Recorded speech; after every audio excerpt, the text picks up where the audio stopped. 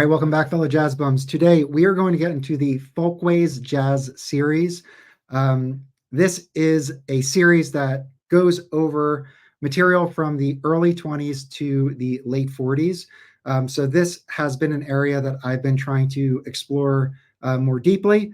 So coming across this series has been kind of a great experience to this exploration of these decades. So before we get into it, remember to like and subscribe. It helps the channel. We have the Jazz Bums Discord. I'll drop an invite link in the description below.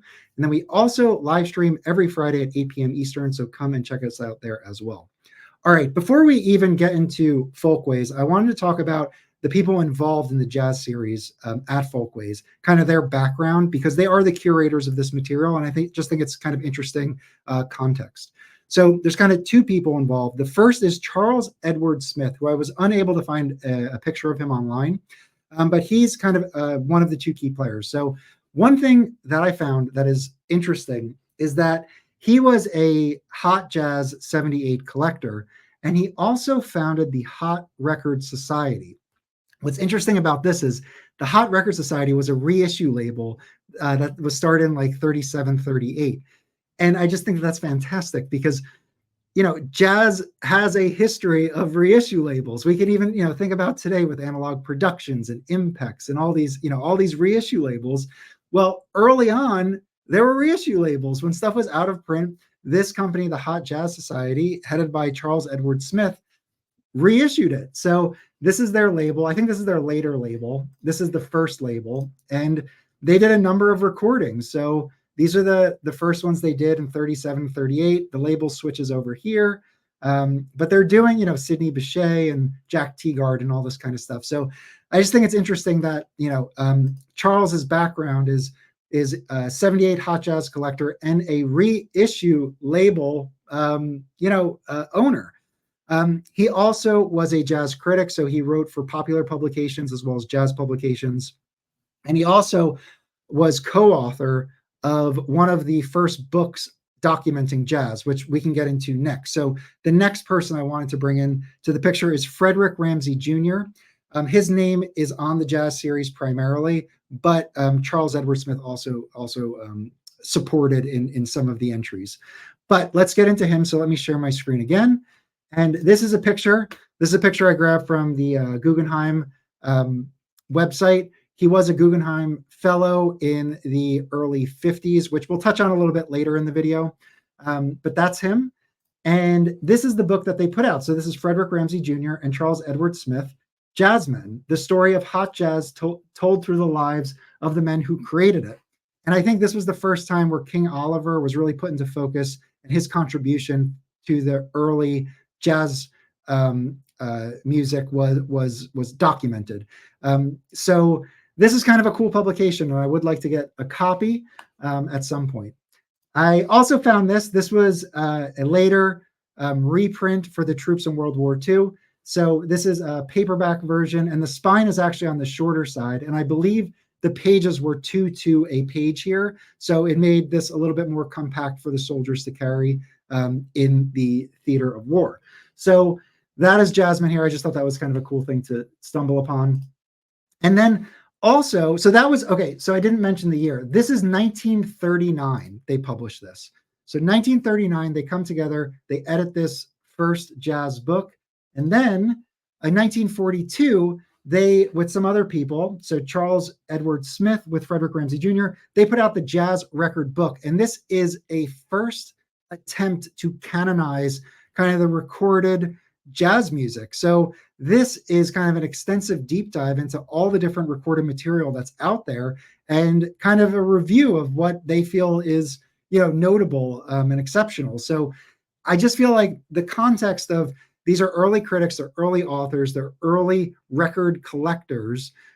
These are the people that Folkways hired to put out their jazz series. So I think, they're excellent selections, and I feel like lend to a certain credibility to what this series offers in terms of its survey of the jazz landscape over a number of decades. So that's kind of some background. Okay, now another key person here is Moses Ash. So he is the founder of Folkways. Folkways was founded in 1948. I'm not going to get into too much detail of Ash or Folkways in general. There is a video that Stunty over at Sunrock Confusion put together, and he goes into a lot of detail on Moses Ash. So check that out. He talks about Folkways, kind of the diverse catalog that they had and what their objectives were as a company. He also shows a number of Folkways records and samples them. So I highly recommend going over there to kind of get a good sampling of the full catalog and being able to just kind of hear it and learn about stuff outside of this jazz series. So do that. And I just took a beat on him showing this East New York Ensemble record. There is one copy available, one original copy available for $1,200 on eBay at the timing of this recording. So I just wanted to say, Folkways is a well-beloved label. They put out music that was avant-garde for the time. They also documented a lot of other really cool, culturally significant things that is just extremely fascinating. I do have this. So this is on the back of one of their inserts. We'll look at this in a second, but on the back of their insert, they have this. So this is from probably 53, and this is their full catalog to date. So from the mid 50s earlier. Here's the jazz series. So you'll see that there's 11 titles in there. They have an Americana series with Leadbelly on there. They have an Americana series here with all different types of stuff. They have ethnic Folkways library series with all different folk songs that they capture. They do science series capturing, field recordings in all different places, including like the operation room during like a surgery. So like they just do like a lot of just interesting documentation of a variety of things. They're extremely cool label. So I stumbled upon this jazz series and I just absolutely adore it. So that's what we're going to get into today. All right. So before I talk about this picture, I do want to just talk about the pressing quality, because I think one thing that's kind of cool about the series is that they're really well-pressed records. So this series was done between 1950 and 1953, 11 titles, all pressed at Plastilite. So for those who are unfamiliar with Plastilite, they're kind of a storied pressing plant because they pressed the early Blue Notes up until like 1966. So people love their pressings. The vinyl formulations that they use are pretty quiet, and they are pressing these early Folkways records too. So they're Plastilite pressings. They sound great. They're mastered by, so the image that I showed here, this is DBH, who is David Hancock, and he was a mastering engineer, a lacquer cutter for ESP Disc and Prestige. So I just wanted to note that they're pressed at Plastilite, they're cut by DBH, and they sound really good for what the recordings are. So what the recordings are 78 transfers. They are quiet transfers. I don't hear much noise at all from what I would think a 78 would provide. Perhaps they had like the original lacquers that they sourced from, or a mix of the two. But in terms of fidelity, the recording was limited. I mean, there's some recordings from 1923. The recording's limited, but in terms of reproducing what was recorded on an LP, these sound great, and they certainly are listenable. So I think, going into this, know that these are historical recordings.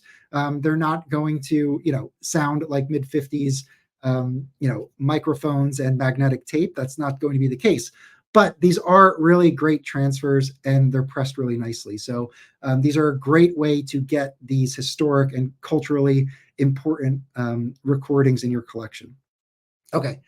The other thing too, just speaking about getting these into the collection, when Folkways was putting these out, from what I read, these are really reference materials. So these would be sold to libraries and academic institutions. I think that if you were part of the public, you could go and buy them too. I believe at some point Moses opened a shop in New York City to sell, his Folkways titles. So it's not like it was limited, but I think early on they knew that one of their target segments was going to be like libraries and academic institutions. So they are like a reference or a survey of different geographies, different styles, and different time periods. So that is also, in terms of where I'm at collecting right now and what I'm trying to kind of learn about, this is a really great series to have as a reference in my own collection. And we're going to go through all 11. I'm going to go through them really quickly though, because it is a lot, but I think it'll be enough for you to see kind of the value and the breadth of what is included in these.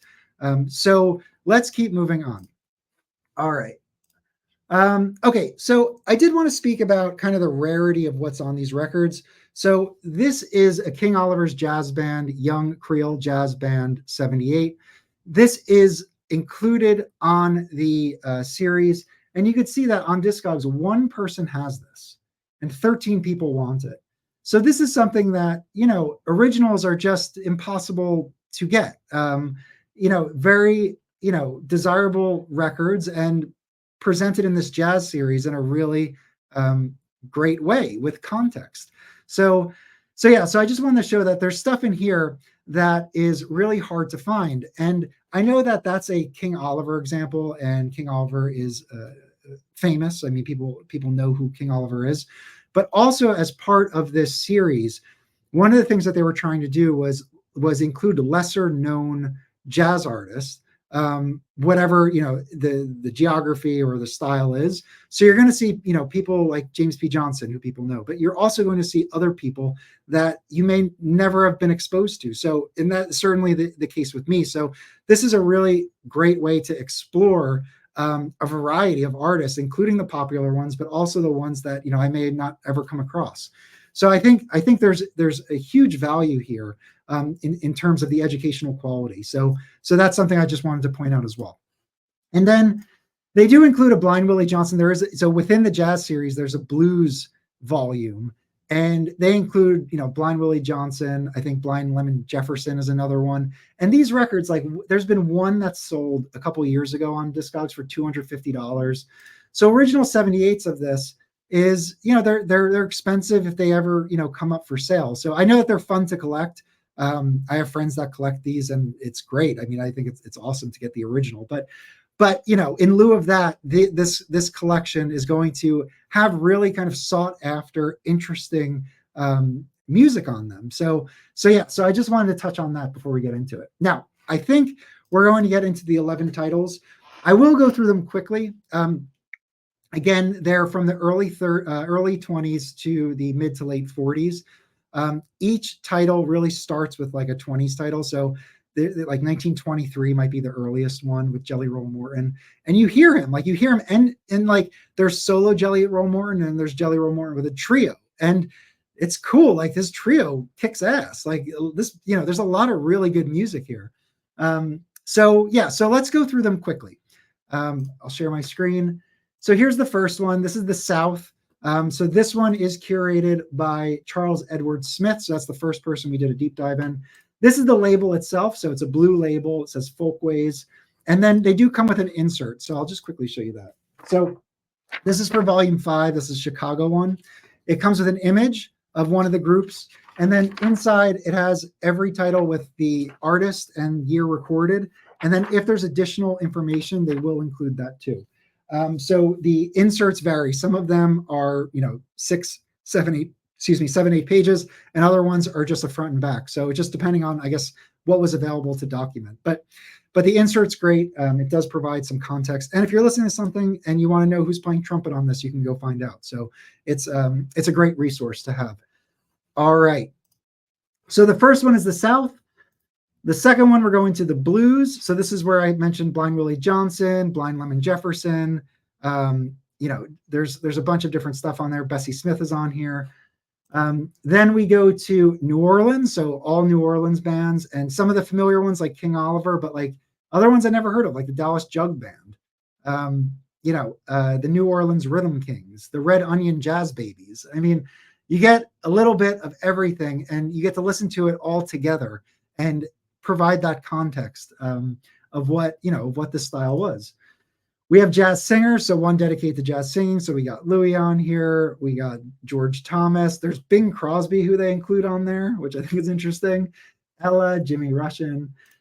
They have 2 entries for Chicago, all different bands here. I probably heard a few of them, but the rest of them totally off my radar until now.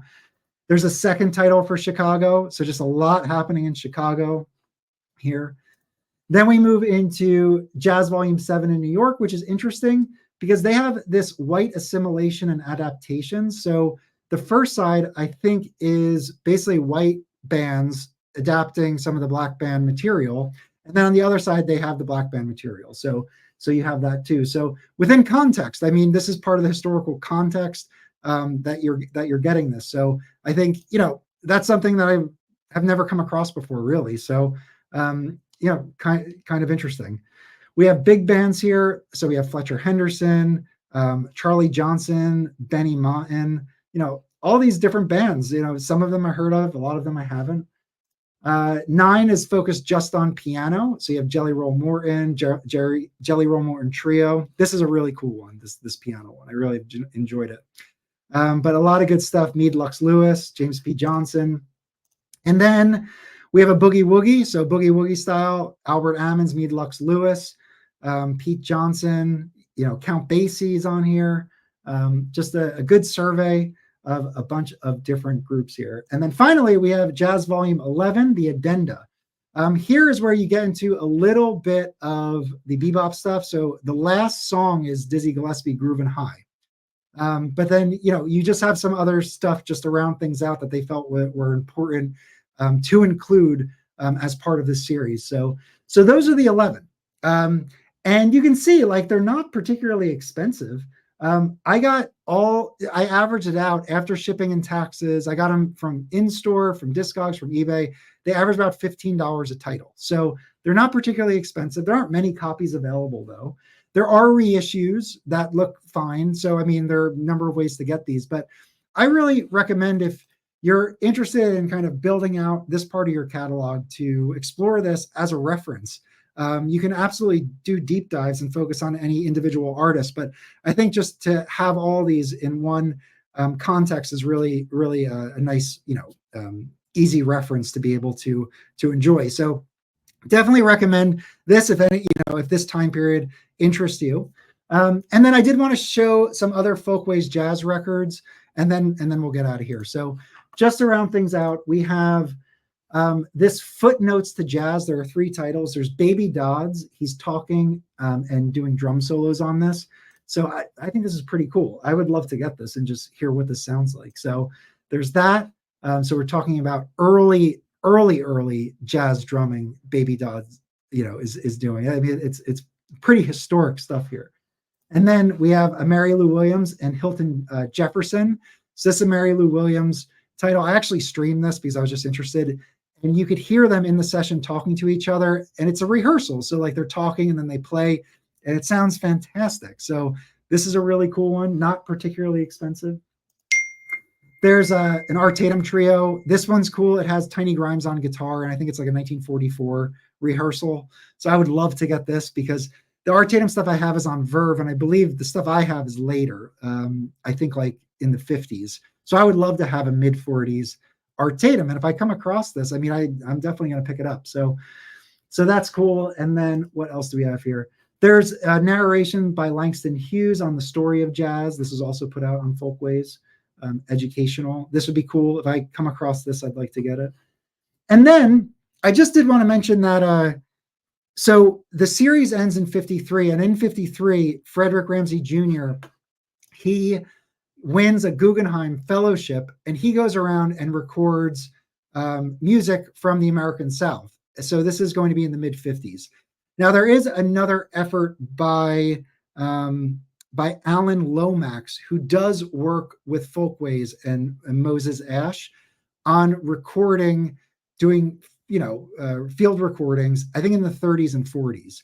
So just not to be mistaken with that. This is kind of a continuation. So that's what Frederick Ramsey Jr. Does for Folkways going forward. And I'll just quickly show those titles here. So I think there's 10 of them, it looks like. So he's documenting music from the South, all different types. So So yeah, so that's kind of the overview of the series. 11 titles, definitely worth exploring. And yeah, I'm just excited to get the rest in and to continue diving into these. So that's it. Please let me know what you think about this. If you collect Folkways, what are some to look out for? This was fun to kind of explore from my end. So yeah, so that's it. I'll talk with you guys later. Thanks.